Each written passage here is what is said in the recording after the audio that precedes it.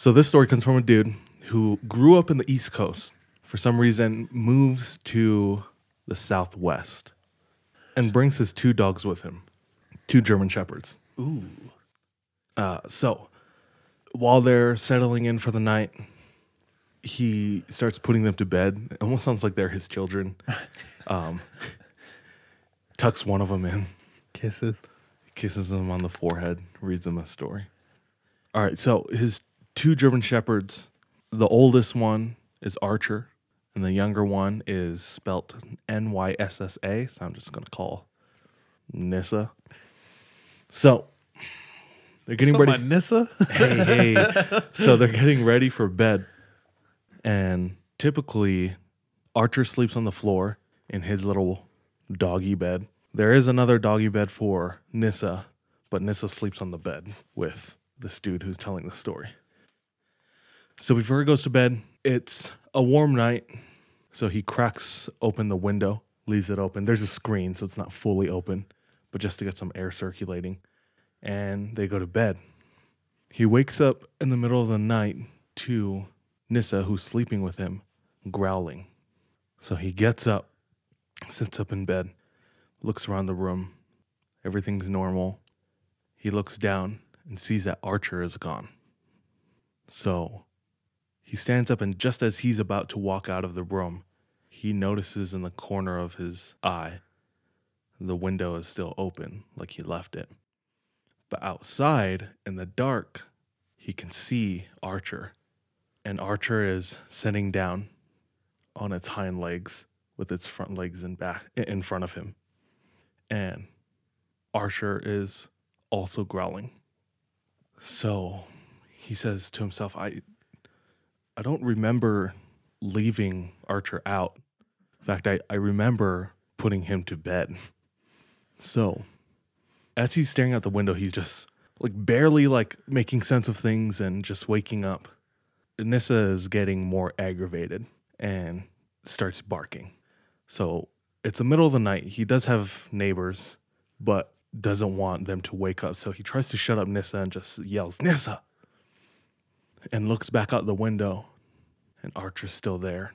He's wondering, how did Archer get out, and what's out there? Is everything okay? Then he hears a noise in his room coming from behind him because he's up against the window looking outside. He turns around and he looks, and in walks Archer. And as he realizes that there are 2 Archers, and one of them's walking in his room, his back's now towards the window, and he hears, "Nissa!"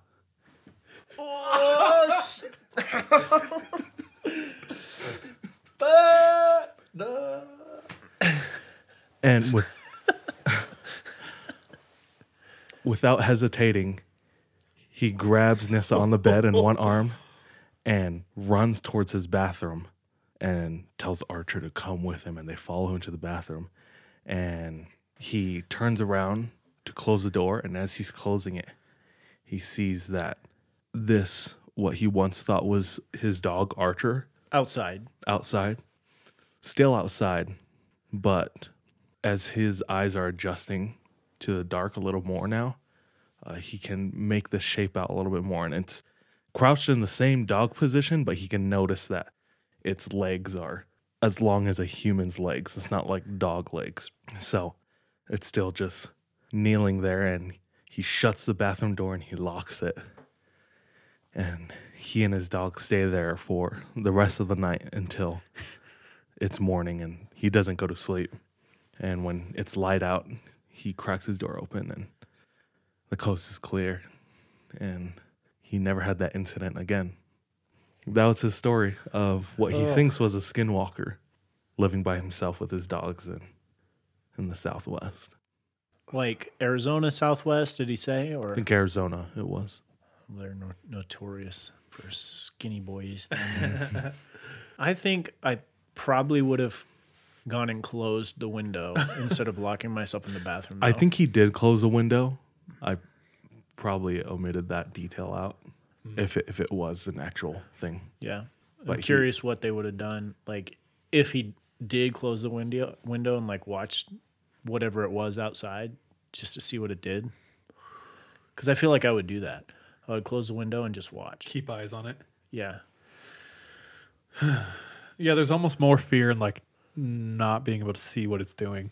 That's why I was never down with covering my head with a blanket. I'd always just like stare so I could see what's going on. Yeah. But that's just me. Dude, pets are like some good security, dude. Yeah. If you got cats staring into corners or dogs growling in the middle of the night, you better heed those warnings. And they're terrific friends in times of loneliness when there might be skinny boys outside your window. I thought you were quoting something just now. He was What was it? himself. Oh. Random side note: my family is trying to buy a dog, Oh. and my entire life, me and my brothers and my dad always wanted pets, and my mom always said no, and that was it. My mom would say no, we never had pets, but they're trying to buy a dog now, and I'm kind of jealous, but I'm just stoked. What kind of breed do you know? Yeah, English bull. Ooh. Okay. Pit bulls are big in Hawaii. Pit bulls and Rottweilers, basically dogs that can fight people. Like the pollies of dogs. Yeah, can throw like mean right hooks. I feel. Cool, dude. That's creepy. It is pretty fun. creepy. Like, It's like- tough outside your window when you're sleeping and vulnerable.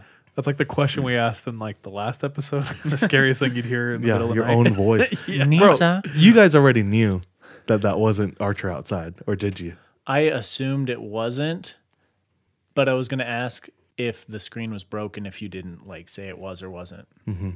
It's getting harder to like To pull the surprise factor with you guys. Yeah. wool. Or like, and then aliens. That's the only way we can trick each other.